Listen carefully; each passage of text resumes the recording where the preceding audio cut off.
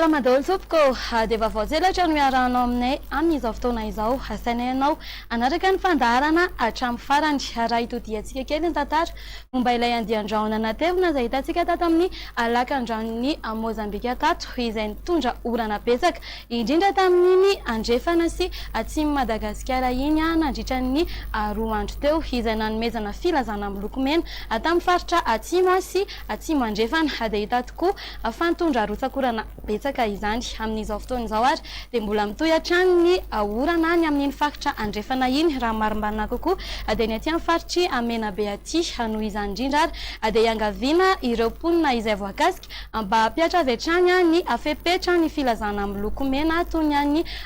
Belotsirbina, ny an'ny Morondava, Mahabo ary Miandro Vazo. Mbola manan-kery kosa ny filazana miloko maitso ato amin'ny faritry Melaka na ireto distrika tononoko manaraka ireto ny an'ny Besalampy, Maintirano sy Antsalova. Ena kosa ny rotsakorana ny any amin'iny faritra atsimo iny ary dia hisava miandalana eo ny andro nefa mba hosorohana ny loza amin'ny mety ho fiakaran-drano dia iangaviana ihany koa ny mponina amin'iny faritra izay voaresaka teo iny mba hampiatra ny fepetra amin'ny filazana miloko manga. Araka izany dia ny mpampiasa amin'ny ranomasina amin'iny faritra iny koa dia entanina mba ho mailo hatrany sy tsy handrika mihitsy satria dia mety ahery ny fiasan'ny ranomasina. Dia izay ary ny azo resahana mikasika iny andian-drahona iny minisy mananteny izay afa dia nahaliana anao zany mametraka ny veloma mandrapitafa indray.